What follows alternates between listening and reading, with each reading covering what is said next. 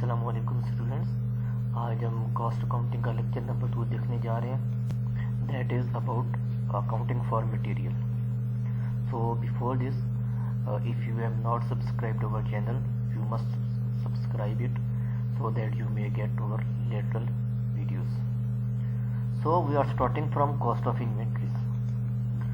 Cost of inventories means कि इसकी 3 cost होती हैं। इसमें 3 कॉस्ट शामिल होती है। Number 1 is purchase cost, number 2 is ordering cost, number 3 is holding cost. ये तीनों कॉस्ट मिला के purchase cost, ordering cost and holding cost तीनों मिला के आपको बनाती हैं टोटल कॉस्ट ऑफ इन्वेंट्रीज। क्या बना देती हैं? Total cost of inventories. तो अब हम इसको डिस्कस करते हैं कि परचेस कॉस्ट क्या होती है। जब भी आप कोई चीज़ परचेज करते हैं तो जो सप्लायर जो होता है, जो चीज़ आपको प्रोवाइड करता है, प्रोवाइड करने वाला होता है, वो आपको एक प्राइस देता है, उसको हम कहते हैं परचेस कॉस्ट। उसके बाद हमारे पास आ जाती है ऑर्डरिंग कॉस्ट। ऑर्डरिंग कॉस्ट क्या होती है कि जब भी आप कोई मटेरियल परचेज करने जाते हैं, मटेरियल परचेज करने के लिए जो आप ऑर्डर करते हैं, उस ऑर्डर की जो जितनी कॉस्ट होती है उसको आप कहते हो ऑर्डरिंग कॉस्ट। ठीक है। और इसके अंदर क्या क्या चीज़ें शामिल होती हैं? Number 1 is purchase order. For example कि जब आप परचेज कोई चीज़ करते हैं, सबसे पहले उसके लिए आप ऑर्डर करते हैं कि हमें ये चीज़ें चाहिए। ठीक है। अब ऑर्डर करने के लिए आप क्या करते हैं? या तो फिजिकली जाते हैं या फिर क्या होता है आप कोई टेलीफोन कॉल वगैरह करते हैं। ठीक है। दोनों सूरतों में आपके पास क्या होता है, आपकी कॉस्ट चार्ज होती है। फिजिकली अगर आप जाते हैं तो फिजिकली आने जाने का जो खर्चा है वो आपके पास क्या होता है, ऑर्डर की कॉस्ट में शामिल होता है। ठीक है। उसके बाद इस तरीके से अगर आप कोई टेलीफोन वगैरह करते हैं या कोई और सोर्स जो भी सोर्स आप यूज़ करते हैं ऑर्डर करने के लिए, वो आपके पास क्या होता है, ऑर्डरिंग कॉस्ट में शामिल हो जाता है। जब आप परचेज ऑर्डर कर चुके होते हैं, अब बस ऑर्डर एक्सेप्ट हो चुका होता है, तो अब उसके बाद ये होता है कि चीज़ें आपको मिलना शुरू हो जाती हैं। मीन्स आप रिसीविंग करते हैं, आपके पास चीज़ें डिलीवर होना शुरू हो जाती हैं। अब जो चीज़ें आपको मिलनी है, ठीक है, जो चीज़ आपके पास डिलीवर हो चुकी हैं वो फ्री कभी भी नहीं होती। क्या वो फ्री होती है? नहीं।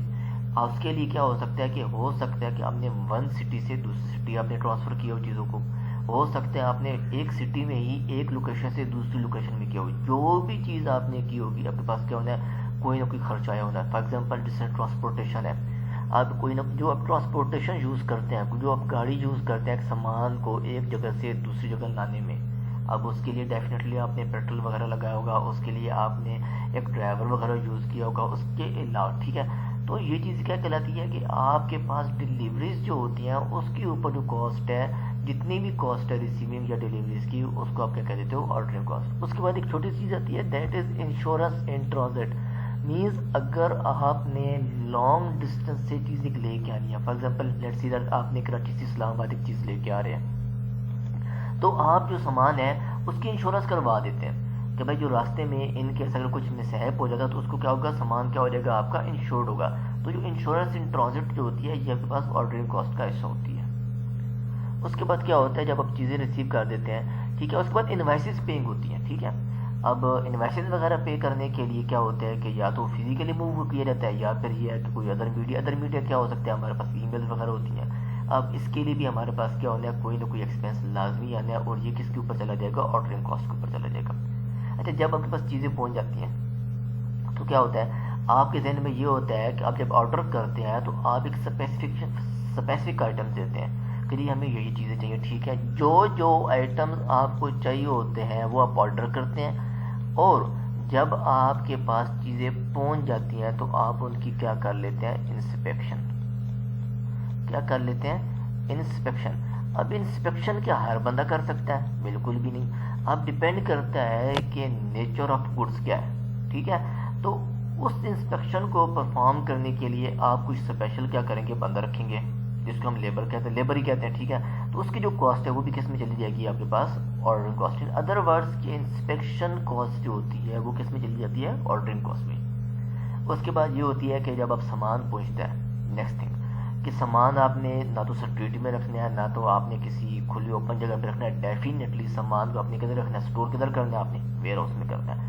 जब आप वेयर हाउस में चीज़ें रखेंगे बाहर से उठाकर, तो उसके लिए कोई ना कोई लेबर होगा, कोई ना कोई मशीनरी वगैरह होगी। अब मशीनरी है तो मशीनरी को भी यूज़ करने के लिए क्या होगा, एक लेबर चाहिए होगा। इट्स मीन कि आपके पास वेयर हाउस में प्लेस करने के लिए जो कॉस्ट शामिल हो जाती है उसको किस में शामिल करते हैं, ऑर्डरिंग कॉस्ट। और उसके अलावा जब आप पेमेंट्स वगैरह कर देते हैं, आपके पास सारा प्रोसेस मुकम्मल चुका, अब आपके पास चीज़ें पहुंच चुकी हैं, इंस्पेक्शन आप कर चुके हैं, आप वेयर हाउस के अंदर भी जा चुके हैं, डेफिनेटली आपने उनको पेमेंट भी फुल एंड फुल अमाउंट करनी है। अब पेमेंट किस तरीके से की जा सकती है, या तो ये है कि आप फिजिकली जाके हैंड ओवर करें, या फिर ये है कि आप बैंक वगैरह से जमा करें, ठीक है, ऑनलाइन डिपॉजिट करें। अब उसके लिए भी क्या हो जाए, कोई ना कोई माइनर सा भी खर्चा लाजमी आना है। फॉर एग्जांपल आप बैंक ही जाते हैं तो बैंक में क्या होता है, आप वहाँ से कन्वींस जो आपने यूज़ किया उसका खर्चा आपके पास आ जाएगा, ठीक है। ऑफ दैट अगर आप बात करते हैं तो आपके पास अगर अदर बैंक्स हैं, क्रॉस बैंक्स आप करते हैं तो डेफिनेटली आपको बैंक चार्जेस वगैरह बियर करने पड़ेंगे। ये किस में शामिल होता है, ये आपकी कॉस्ट में शामिल होता है, ऑर्डरिंग कॉस्ट में शामिल होता है, ठीक हो की बात। उसके बाद हम बात करते हैं holding cost, that is very good topic. तो होल्डिंग कॉस्ट की अगर बात करें तो आपके पास चीज़ें आ चुकी हैं, चीज़ों को स्टोर करने के लिए, मटेरियल्स को स्टोर करने के लिए जो कॉस्ट इनकर होती है उससे हम कहते हैं होल्डिंग कॉस्ट।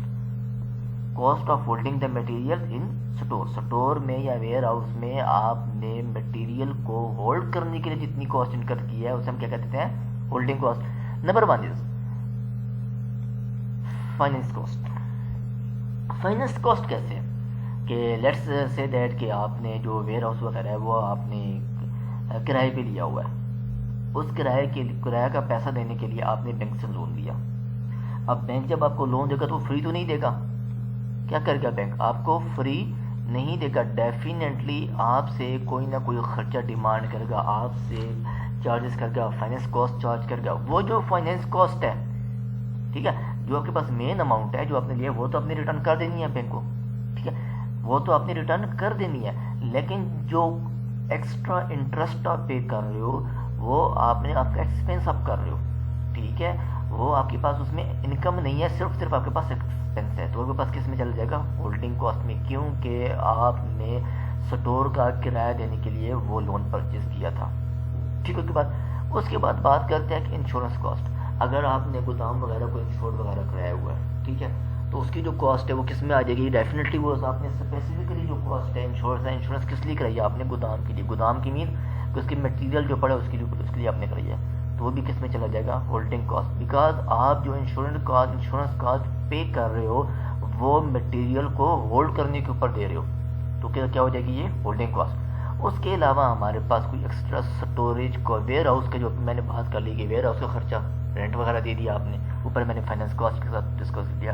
उसके बाद आपके पास आता है स्टोरेज कॉस्ट, मीन्स आपने let's see that depends on nature of material, her material different demand करता है कि उसको स्टोर करने के लिए क्या करना है, ठीक है। एग्जांपल कोई ले लें आप, अगर एक प्रैक्टिकली एक सीधी साधी एग्जांपल गंदम की ले लें आप, लेट्स सी दैट कि आप एक गोदाम वगैरह में रखते हैं, तो आप क्या करते हैं, गंदम को लॉन्ग टर्म स्टोर करने के लिए क्या करते हैं आप, कम्फूर की टैबलेट्स रखते हैं, ठीक है। तो इस तरह के जितने खर्चे होते हैं जिसको स्टोर करने के लिए आपको उसको सेफ रखने के लिए जो के पास खर्चा जो आता है उसको आप क्या कह देते हैं, किस में लेके आते हैं, होल्डिंग कॉस्ट। उसके अलावा हैंडलिंग कॉस्ट आपके पास आती है, ये भी होल्डिंग कॉस्ट कैसा होता है। और उसके अलावा आपके पास होती है cost of obsolescence and deterioration. ये क्या चीज़ होती है, एग्जांपल देखें कि फॉर एग्जांपल कि आपके पास कोई मटेरियल आपने रखा, अब उसने वक्त के साथ साथ उसने क्या हो जाना है, ख़त्म होना शुरू हो जाना, ठीक है, डिपेंड्स ऑन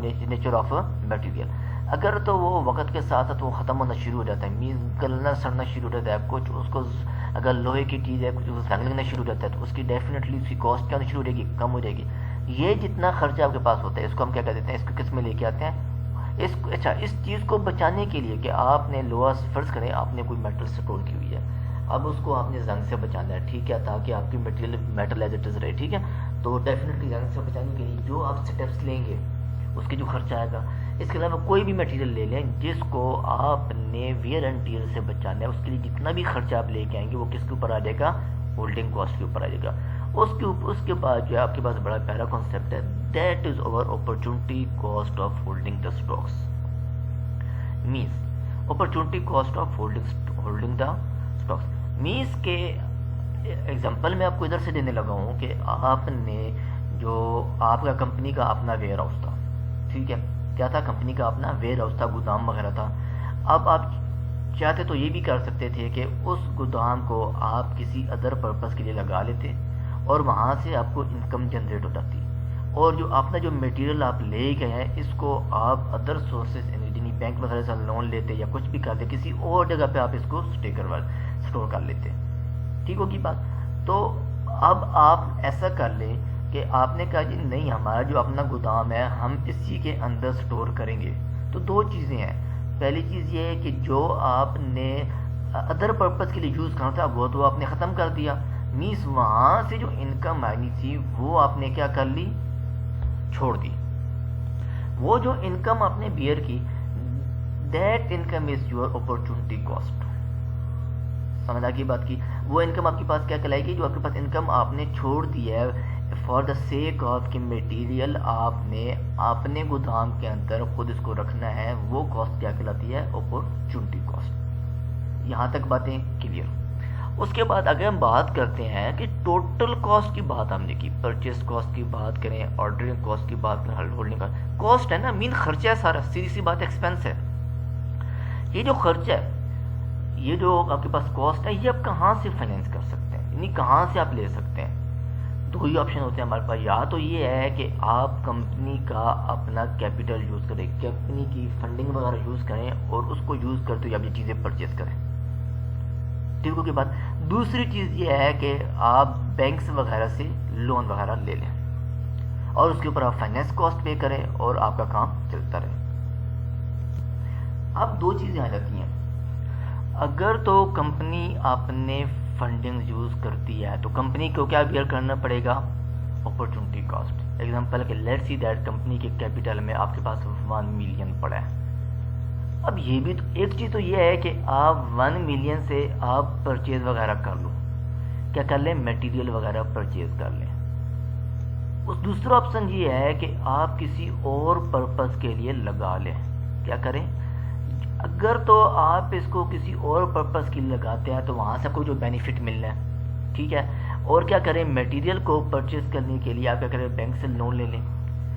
अगर आप ऐसा नहीं करते, मीन्स आप कहते हैं कि नहीं, जो हमारे पास जो 1 मिलियन पड़ा है, इस 1 मिलियन को हमने यूज़ करना है मटेरियल को परचेज करने के लिए, तो क्या होगा, जो अदर जगह के ऊपर आप पैसा लगाना चाहते थे, जहाँ से आपको कुछ बेनिफिट मिलना था, वो बेनिफिट आप क्या कर देंगे, लॉस कर देंगे, ठीक हो। की बात। दूसरी चीज़ ये है कि अगर आप बैंक से लोन लेते हैं, क्या करते हैं, बैंक से लोन वगैरह लेते हैं, तो बैंक आपको कभी भी फ्री में नहीं देगा, डेफिनेटली आपसे कुछ चीज़ें मोर्टगेज लगाएगा और उसके अलावा आपसे क्या चार्ज करेगा, इंटरेस्ट चार्ज करेगा। तो अब आपके पास दो किस्म की कॉस्ट शामिल हुई है जो आपने बैंक को देनी है, एक आपके पास इंटरेस्ट होना है और दूसरी जो आपके प्रिंसिपल जो अमाउंट है, ये दोनों चीज़ें मिला के अब आपने क्या करनी है, बैंक को वापस करनी है। अब अगली चीज़ ये हो जानी है कि जो बैंक जो है आपको कितने टाइम के लिए देगा लोन। ये जो बैंक की अगर बात करें तो बैंक आपके पास कितने टाइम के लिए आपके पास लोन देगा, डेफिनेटली बैंक आपको कुछ ख़ास लिमिट के लिए देगा, मे बी आपको 1 ईयर के लिए दे दे, ठीक है, मे बी आपको क्या कहते हैं, जब आप कंपनी एग्रीमेंट करेगी, डिपेंड्स ऑन एग्रीमेंट कि कंपनी आपको कितने अरसे के लिए, लॉन्ग टर्म के लिए लोन अप्लाई कर रहे हैं, शॉर्ट टर्म के लिए कर रहे हैं, बैंक आपको कितना दे रहा है, ठीक है। अब आपने उस टाइम के अंदर बैंक इंटरेस्ट प्लस प्रिंसिपल दोनों अमाउंट आपने बैंक को क्या करनी है, वापस करनी है। मैंने यहाँ पे एग्जांपल एक कोट किया, मैंने कहा कि लेट्स अज्यूम दैट कि आपने इस बैंक से लोन जो है वो 3 महीनों के लिए लिया, कितने महीनों के लिए लिया, 3 मंथ्स के लिए लिया।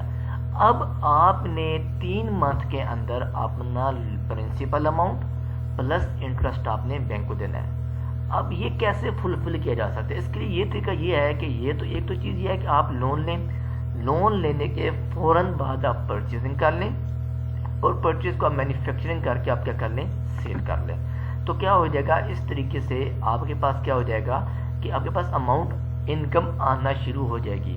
अब इस प्रोसीजर को करने के लिए दोनों पर्पज़ हो सकते हैं। एक तो पहली चीज़ ये है कि अगर तो आप देखें कि आपके पास जो 1 मिलियन, आपने मुझे कहा कि आपके पास 1 मिलियन पड़ा हुआ है, इस 1 मिलियन को आपने मटेरियल के ऊपर लगाया और आपने यहाँ से क्या किया, आपने क्या किया, आपने कहा जी आपने यहाँ पे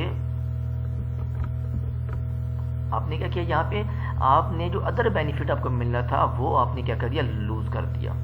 जो अदर बेनिफिट आपने लूज किया उसको कवर करने के लिए भी आप यही स्ट्रेटजी अपनाएंगे कि जो आपने अपना 1 मिलियन इन्वेस्ट किया, अपना 1 मिलियन मटेरियल के ऊपर आपने लगाया, इसको आपने ज़्यादा से ज़्यादा जितना जल्दी हो सके आपने इसको यूटिलाइज करना है मैन्युफैक्चरिंग में, परचेजिंग करके मैन्युफैक्चरिंग में लगाना है और क्या कर देनी है, सेलिंग, ताकि आपको पैसा जो था 1 मिलियन का हो जाएगा आपके पास वापस आ जाए। ठीक होगी बात। दूसरी ऑप्शन ये है कि अगर आपने बैंक से लोन लिया हुआ है तो आपने 3 महीनों के अंदर as far as possible, as soon as possible आपने इस प्रोसेस को कंप्लीट करना है, ताकि आपके पास अपनी जो अपने अक्रूड जो अमाउंट है वो आप बैंक को वापस कर सकें। यहाँ तक बातें क्लियर होगी। अब वैसे देखा जाए तो ये जितनी कॉस्ट हैं, जब हमने कॉस्ट की, ऑर्डरिंग कॉस्ट, होल्डिंग कॉस्ट, ये और परचेज कॉस्ट, ये बहुत ज़्यादा कॉस्ट बन जाती हैं।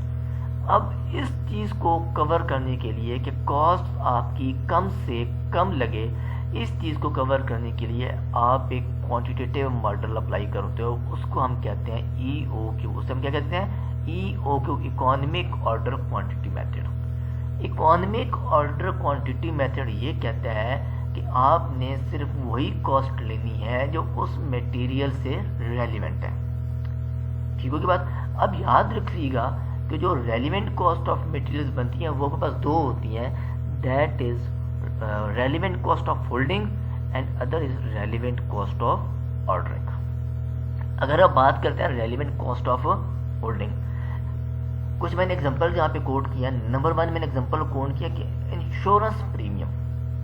कैसे, मतलब आप कहेंगे कि नहीं जी हमने तो इंश्योरेंस एक दफ़ा देनी है, हर साल आपने फिक्स अमाउंट देनी है, मान ली बात। लेकिन अगर आपसे इंश्योरेंस कंपनी ये एग्रीमेंट करती है कि जी आपकी जो हम इंश्योरेंस कर रहे हैं वो कर रहे हैं जी आपके पास 1000 यूनिट्स ही कर रहे हैं, उसके ऊपर आपने हमें पे करना है जी 1 लाख रुपया पे करना है। और अगर आप 1000 से ज़्यादा यूनिट पर आप लेंगे, मतलब 1001 कर लें, तो आपकी इंश्योरेंस कॉस्ट जो है वो क्या हो जाएगी, इंक्रीज हो जाएगी। ठीक होगी बात। मीन्स के वैल्यू ऑफ स्टॉक्स जितनी आपके पास कम या ज़्यादा होगी, इंश्योरेंस क्या हो जाएगी आपके पास, कम या ज़्यादा हो जाएगी। ठीक होगी बात। इसके बाद आ जाती है आपके पास फाइनेंस कॉस्ट। अब आप कहेंगे कि सर आपने ऊपर भी बात की, फाइनेंस कॉस्ट की जिक्र आपने किया, यहाँ पे रेलेवेंट और इररेलेवेंट कैसे बन सकती है। देखिए आपने बैंक लोन लिया, क्या लिया, बैंक लोन लिया, लेट मी राइट, आपने क्या किया, बैंक लोन लिया। अब बैंक लोन आप किस पर्पस के लिए ले रहे हैं, क्या लें बैंक लोन किस। अब बैंक लोन ये भी तो हो सकता है कि आपने बैंक लोन लिया, आपने कहा जी हमने कुछ एक्सपेंसेस देने हैं, ठीक है, हमने कुछ क्या कहते हैं यूटिलिटीज बिल वगैरह रहते हैं वो हमने साथ देने हैं।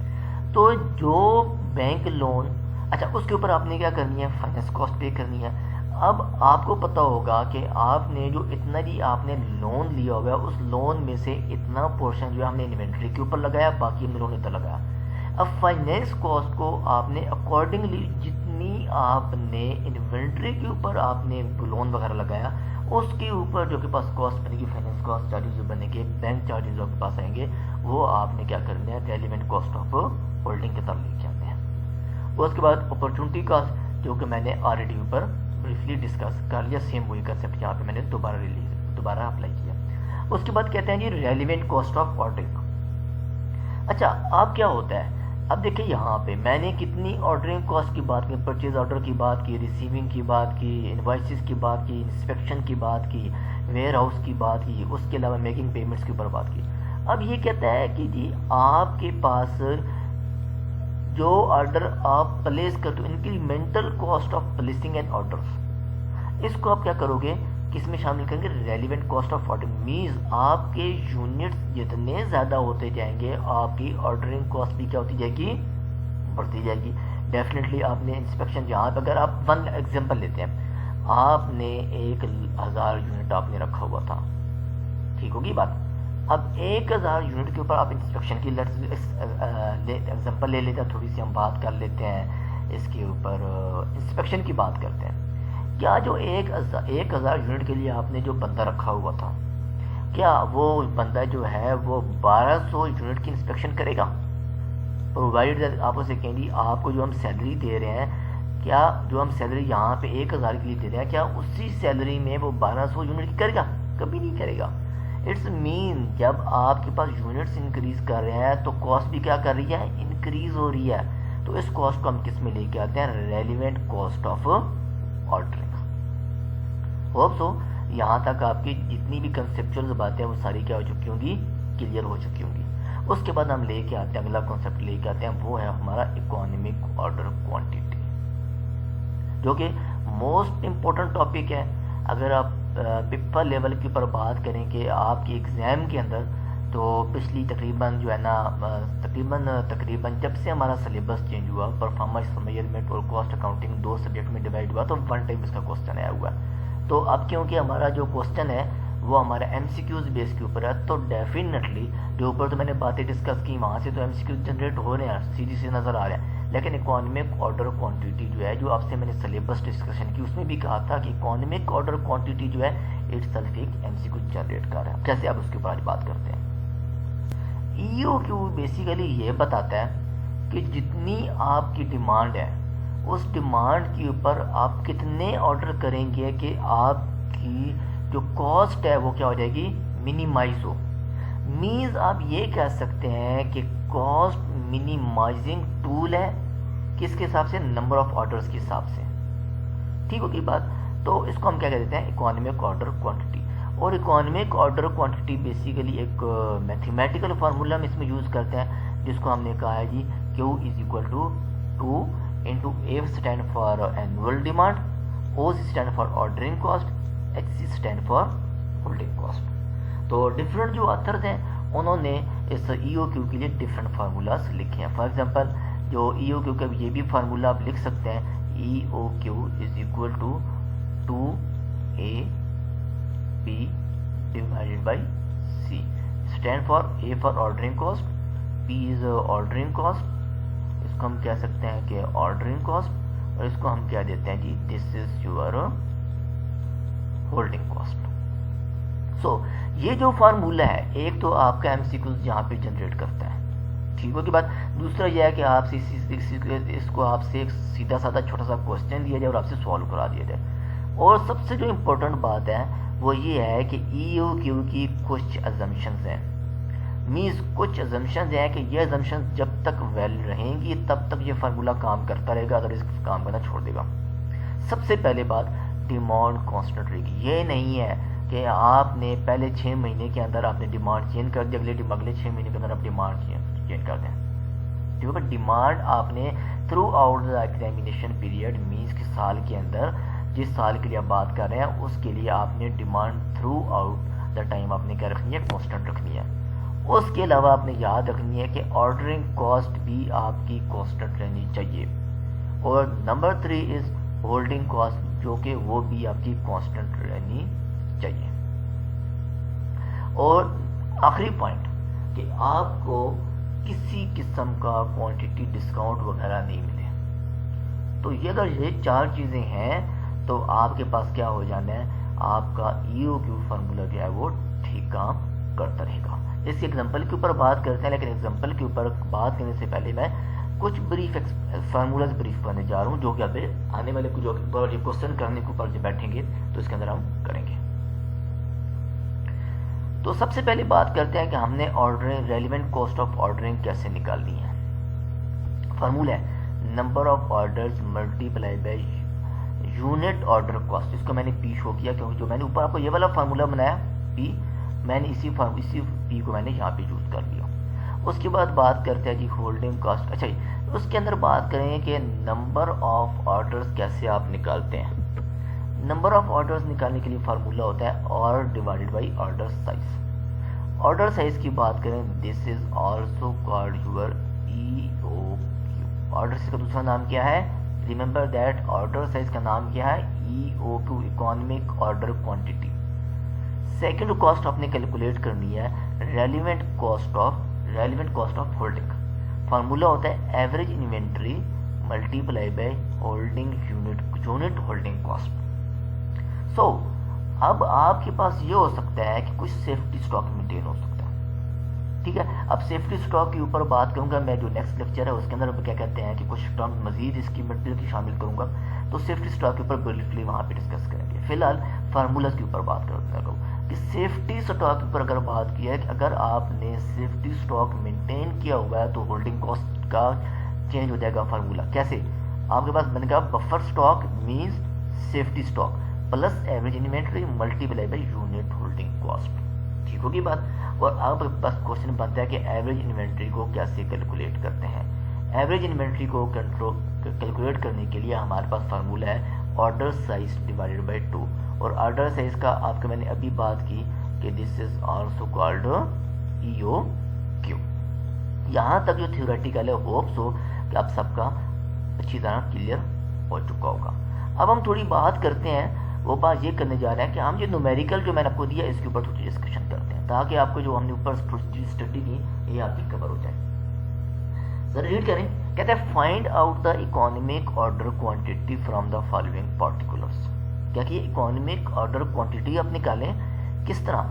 तो उसने बात की कि आपके पास एनुअल डिमांड है वो है 6000 यूनिट्स। उसके बाद ये दिया कॉस्ट ऑफ मटेरियल। आपको मैंने क्या कहा था, 3 कॉस्ट शामिल होती है टोटल। एक होती है जी आपके पास परचेज कॉस्ट, दूसरी आपके पास मैंने कहा था order cost, cost of placing and receiving one order, क्या है जी कॉस्ट ऑफ ऑर्डरिंग, और तीसरी चीज है annual carrying cost. Carrying cost याद रख लिया कि होल्डिंग कॉस्ट का दूसरा नाम है कैरिंग कॉस्ट। ये टोटल तीनों कॉस्ट मिला के क्या बना, ये टोटल कॉस्ट बनाती है। लेकिन हमने कहा जी EOQ जो हमने निकालनी है तो उस वक्त हमारे पास सिर्फ 2 कॉस्ट शामिल होगी।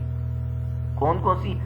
Number 1 is ordering cost, number 2 is holding cost.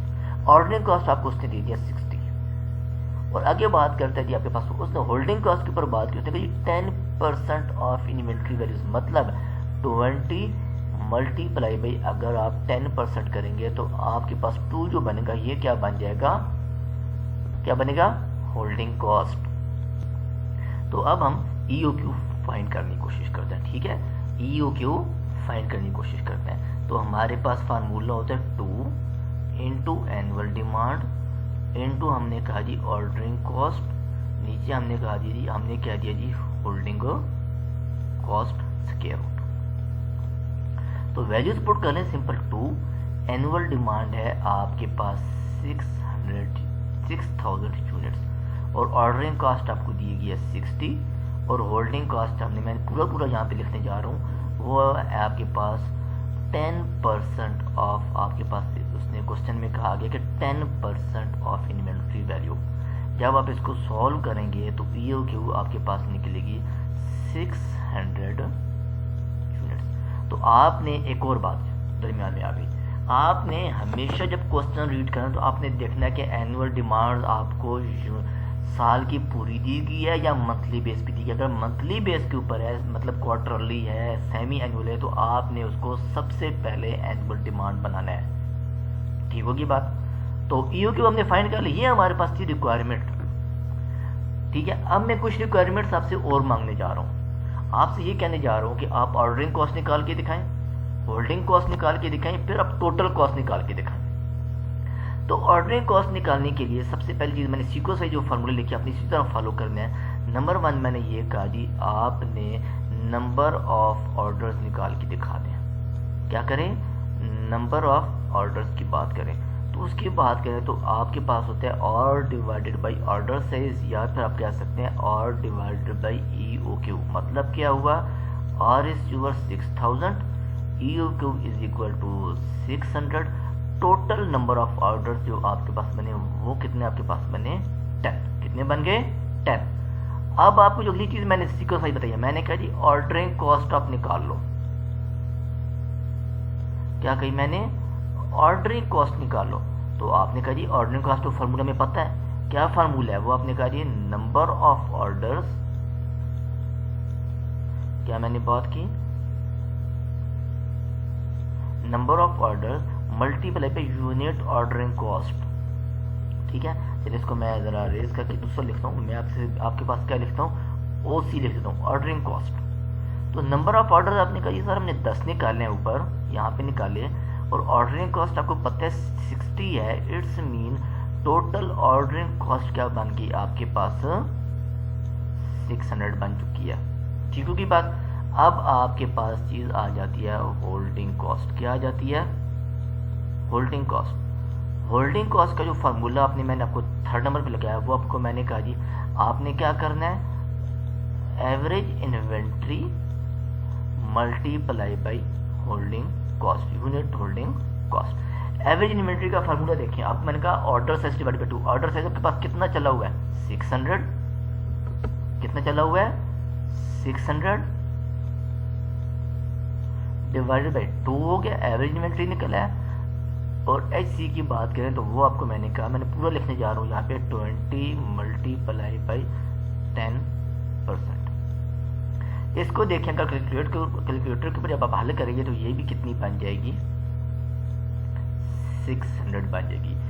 तो ये जितने हमने फार्मूलाज यूज किए हैं, इन फार्मूलाज की बेस के ऊपर इनमें से कुछ भी चीज आपके पिप्पा के एग्जाम के अंदर असेस की जा सकती है।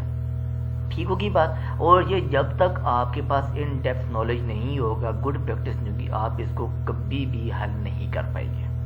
और ये बात भी श्योरिटी है कि मटेरियल के टॉपिक में से एग्जामिनर ने 5 से 6 MCQs लाजमी ही लेने हैं।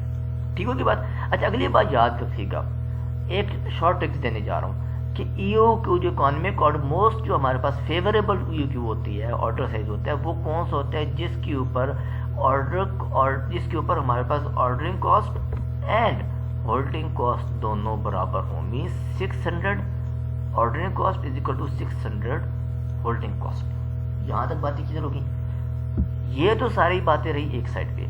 अगर आपको क्वेश्चन में एक्स्ट्रा चीज दी जाए, दैट इज कि आपको कहा जाए टोटल कॉस्ट निकाल दो। क्या कहा जाए? Total cost. तो वेरी फर्स्ट हमने बात की हुई है, वो हमने कहा जी परचेस कॉस्ट के ऊपर भी हमने बात करनी है। क्या हमने बात करनी है? Purchase cost, sorry I right it again, कि आपको उसने कहा जी परचेस कॉस्ट।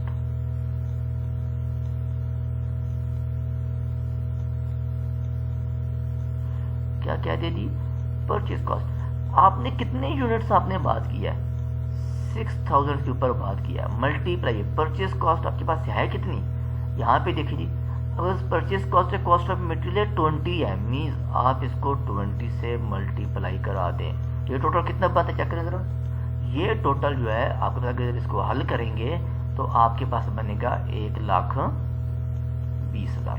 अब आपके पास आ चुकी है ऑर्डरिंग कॉस्ट, जो हमारे पास ऊपर हमने कैलकुलेट के ऊपर रिक्वायरमेंट्स मैंने चेंज कर ऊपर लिख लिया, वो हमारे पास थी 600। और तीसरी जो चीज हमारे पास शामिल हो जाती है that is over holding cost. क्या चीज हमारे पास आ जाती है? Holding cost. वो हमने ऊपर निकाली है, दैट इज इक्वल टू 600 रुपए। सो टोटल कॉस्ट निकालें जरा। टोटल कॉस्ट आपके पास निकलती है 1,21,200।